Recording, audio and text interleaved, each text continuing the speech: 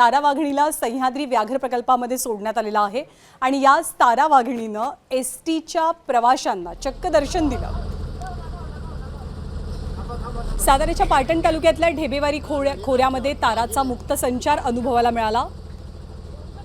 पाटणकडे ST bus जात होती तेव्हा तारानं अचानक झुडपातनं उडी घेतली आणि एसटीची वाट अडवली।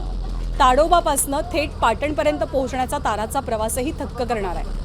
9 डिसेंबरला ताडोबामधनं सह्याद्रीत दाखल झालेल्या तारानं चांदोली धरणाच्या पाण्यात उडी मारली। मगरींचा वावर असणारं 1.5 किलोमीटरचं अंतर तारानं पोहून पार केलं। ती नॉनस्टॉप पोहली हे सगळं अंतर। धरण पोहून पलीकडच्या झोळंबीच्या भागात ती पाण्याबाहेर पडली। सह्याद्री व्याघ्र प्रकल्पामध्ये सेनापती, सुभेदार आणि बाजी हे 3 वाघ आहेत, मात्र तिथे मादी नसल्यामुळे वन खात्यानं खास ऑपरेशन तारा राबवलंय।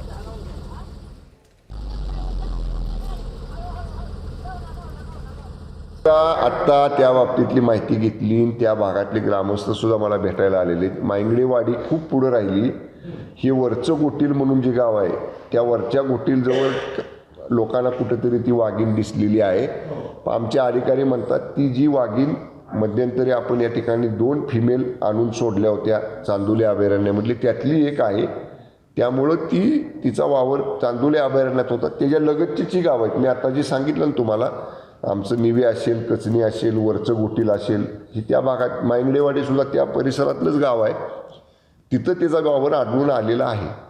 पण ती काय असं नाही की ती आपणच आणून सोडलेली आहे। एबीपी माझा, उघडा डोळे बघा नीट।